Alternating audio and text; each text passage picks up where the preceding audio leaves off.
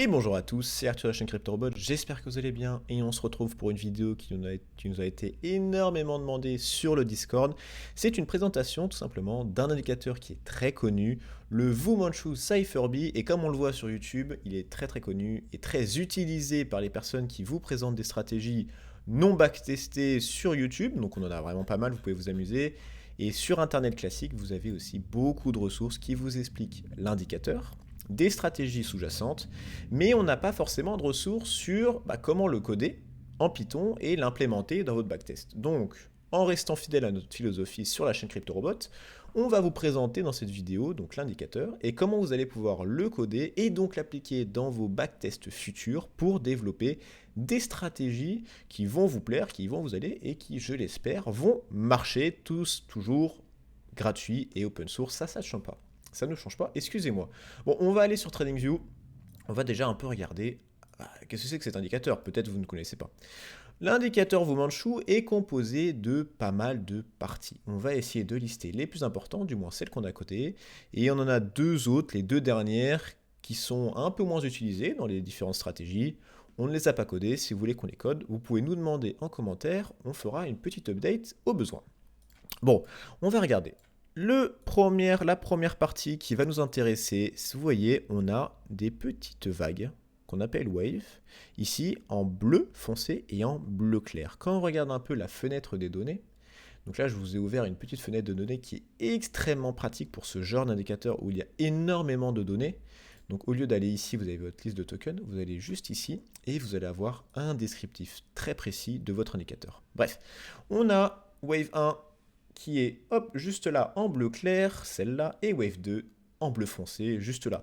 C'est en daily, quelque chose qui pourrait se rapprocher d'un oscillateur, mais il a quand même cette tendance, cette notion de tendance qu'on retrouve dans ces waves. On a, un peu comme sur le Trix, un peu comme sur le MACD, on a des croisements haussiers, bearish ou bullish de notre indicateur Wave 1, Wave 2. Quand on a des petites boules vertes, ça veut dire qu'on a un croisement haussier entre notre Wave 1 et notre Wave 2. A l'inverse, si on a une petite boule rouge, c'est quand on a un croisement baissier entre notre Wave 1 et notre Wave 2. Pareil ici, que ce soit en dessous ou au-dessus de 0. Donc on a quand même une indication de tendance sur un marché qui pourrait repartir en bullish quand on a surtout en dessous de 0 un petit point vert qui peut nous indiquer que ça va partir, et encore plus si le point vert est éloigné de notre ligne de 0. Donc on a Wave 1, Wave 2, deuxième indicateur qui est très utilisé, c'est le Money Flow Index. Le Money Flow Index, ça nous donne un peu l'état du marché dans le sens où il va nous dire, dans sa philosophie, donc son objectif, c'est de nous dire si l'argent a tendance à un peu plus rentrer ou sortir du marché. Si l'argent a tendance à sortir du marché, on va avoir un Money Flow Index ici en rouge, cette petite ligne rouge. Si on a de l'argent qui a tendance à rentrer dans le marché, on a un Money Flow Index vert juste ici. On a, pour un souci de visualisation, excusez-moi, on a notre Money Flow Index qui est reporté juste là, donc là c'est vert, là il y a une petite partie rouge, c'est rouge, ainsi de suite, c'est quand même un peu plus visible.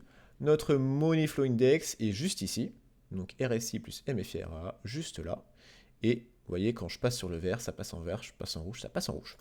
Donc on a Wave 1, Wave 2, Money Flow Index, et après on a deux autres indicateurs qu'on n'a pas forcément codés, qui sont moins utilisés, donc c'est cette partie-là, qui correspondent, juste là, à Stock K, Stock D, encore une fois, donc oscillateur, et on a le VWAP, le VWAP, qui est juste ici. Si vous voulez qu'on code, encore une fois, vous pouvez nous le demander dans les commentaires, on fera une petite update.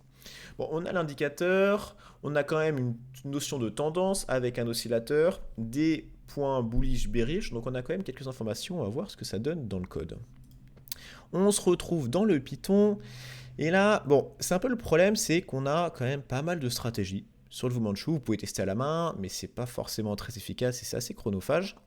Et le problème, c'est que c'est pas forcément l'indicateur qui est le plus facile à coder, c'est pas non plus le plus dur, mais c'est un peu plus dur qu'un MACD qui est dans la bibliothèque TAA ou du RSI qui sont assez faciles à faire ou des moyennes mobiles classiques. Là, il y a quelques petits trucs à faire et vous allez avoir tout ce qu'il vous faut pour l'utiliser dans vos backtests. Donc, on doit coder trois choses. Notre Wave 1, VMC Wave 1, notre Wave 2 et notre Money Flow Index. Pour faciliter la tâche et pour rendre le code quand même beaucoup plus sympathique à utiliser, on a créé une classe VMC qu'on a juste ici, qui est toute cette partie-là. C'est notre classe VMC, c'est là où on va définir nos différentes fonctions pour avoir notre Wave 1, notre Wave 2, notre MoneyFlow Index. Donc quand on regarde notre Wave 1, on va faire vmc.wave1 en sachant qu'on a défini les paramètres de base de notre VMC juste là. Donc on va récupérer le high, le low, le open, et vous avez bien vu, dans le close, on ne va pas récupérer le close directement, mais on va récupérer le HLC3 qui est défini juste ici. C'est une petite variante qui va prendre un peu plus en compte la variation globale de notre bougie en faisant une somme entre le high, le close, le low, divisé par 3. Donc on a ces indicateurs qui sont, eux, fluctuants, bien évidemment, qui ont fluctué au fil des bougies pour définir notre Wave 1 et notre Wave 2. Quand on regarde un peu la définition de Wave 1 et de notre Wave 2, c'est grosso modo une petite moyenne mobile exponentielle de notre CCI. Quand on fait double-clic, on se rend compte que notre CCI est défini juste ici, avec notre close et notre ESA. On fait double-clic ESA, on se rend compte qu'il est défini juste ici. Donc c'est une moyenne mobile de notre close, grosso modo, avec en window, donc en paramètres où on va prendre les dernières bougies, c'est notre WT channel taille, lens. On fait double-clic et on le retrouve juste là, qui est égal à 9. Donc si vous voulez changer les paramètres par défaut qui sont dans ce code-là en dur, que vous pouvez changer sur TradingView, bien évidemment, si vous voulez les changer, ce sera à changer juste ici. Bon, donc on a notre Wave 1, notre Wave 2, c'est une moyenne normale de notre Wave 1 avec, encore une fois, une notion de taille qu'on retrouve juste ici qui est égale à 3 pour l'instant. Et notre MoneyFlow Index, vous avez un peu compris, vous pouvez vous amuser à double-clic dessus et ça va vous emmener à l'endroit où c'est défini pour vous rendre compte de quels paramètres influent quel indicateur. On a Wave 1, Wave 2, MoneyFlow Index, c'est pas forcément très facile et vous allez devoir confirmer ou non si vos indicateurs sont exacts, qu'est-ce que je vais dire, exact. Et donc pour ce faire, on va avoir ici un petit print de notre data frame avec notre VMC Wave 1, votre VMC Wave 2, votre MoneyFlow Index et j'ai rajouté 2 EMA pour une stratégie très simple que j'ai pu faire après. Et donc là, vous avez les valeurs. De Wave 1, Wave 2, MoneyFlow, et vous allez les comparer avec les valeurs qu'on peut retrouver juste ici, en Wave 1, en Wave 2, et votre MoneyFlow Index. Quand vous allez regarder ici votre petite chose, il faudra bien faire attention à ne pas prendre la dernière ligne, parce que ce sera celle en cours, et étudier cette ligne-là. Vous allez positionner votre curseur à l'endroit de l'avant-dernière ligne, et vous allez comparer vos valeurs. En faisant bien attention que on va avoir, en fonction de là où vous habitez et en fonction de votre UTC, ça va potentiellement décaler votre horaire, mais c'est grosso modo la même chose. Pour vous aider, vous prenez la valeur du close juste ici et vous allez comparer avec la valeur du close de votre coin. Donc on a, vous avez à peu près tout. Vous avez VMC1, VMC2 et MoneyFlow. Vous pouvez maintenant commencer à backtester tout seul des stratégies, déjà pour vous donner un peu une idée sur comment se passe cet indicateur. Les stratégies que vous pouvez trouver sur YouTube. Moi, j'en ai codé une qui est très simple, que j'ai vue dans une vidéo qui marche pas forcément très bien. On va vous faire une vidéo sur une stratégie de Fu Manchu made in CryptoRobots qui sortira un peu plus tard. Mais là, juste pour vous aider et pour avoir une stratégie qui marche pour du moins ce code, j'ai fait quelque chose où il faut être supérieur à l'EMA50. Le EMA50 doit être supérieur à l'EMA200. On doit être supérieur à l'EMA50. On doit avoir un MoneyFlow positif. On doit avoir une Wave 1 et une Wave 2 à inférieur à 0, ça veut dire dans cette zone-là. Et on doit avoir un croisement haussier entre notre Wave 1 et notre Wave 2. Donc ça veut dire qu'on va acheter, par exemple, hop là, si on revient un petit peu, grosso modo, on aurait acheté juste ici, si on était bien au-dessus de notre EMA50 et EMA50 supérieur à notre EMA200. Bien évidemment, on a quand même, je vous ai rajouté un petit previous row, donc on compare que c'est bien le moment où on a un croisement bullish parce qu'on a un Wave 1 qui est inférieur à Wave 2 et après on a un Wave 1 qui passe à supérieur à Wave 2, ça veut dire un croisement bullish.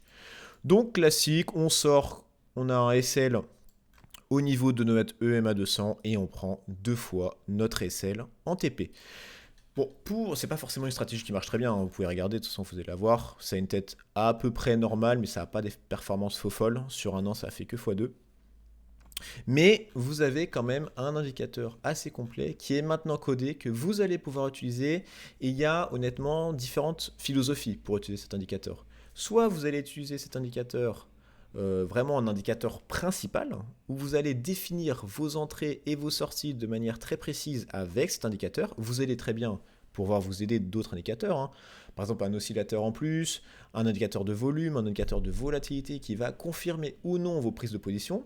Mais l'indicateur mère principal, ce sera votre Wu Manchu, où vous avez un indicateur principal, donc je sais pas, du MACD, le TRIS, quelque chose comme ça, et vous allez confirmer une rentrée en position avec le Wu Manchu. Par exemple, vous allez pouvoir utiliser le Money Flow Index pour savoir si je rentre en long ou en short en fonction d'un indicateur principal que vous préférez, que vous aimez bien et que vous trouvez plutôt sexy.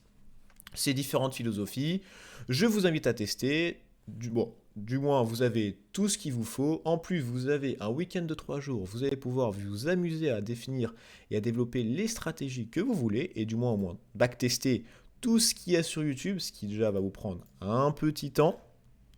Et ben, j'espère que vous allez trouver votre bonheur avec ce Wu Manchu. On vous fera une petite stratégie Wu Manchu un peu plus tard. On vous laisse déjà travailler de votre côté et après on pourra comparer nos résultats et potentiellement développer une stratégie qui marche vraiment. Donc la vidéo est terminée. J'espère qu'elle vous aura plu. Si vous avez des questions sur cet indicateur ou toutes nos précédentes vidéos, n'hésitez pas à rejoindre notre chaîne Discord. On répond à toutes vos questions. Le code sera dans notre GitHub, bien évidemment. Et si vous aimez la vidéo, n'hésitez pas à la liker, à vous abonner si ce n'est pas déjà fait. Et pour ma part, je vous souhaite un très bon week-end de 3 jours. Et on se retrouve très bientôt pour une prochaine vidéo. À toutes.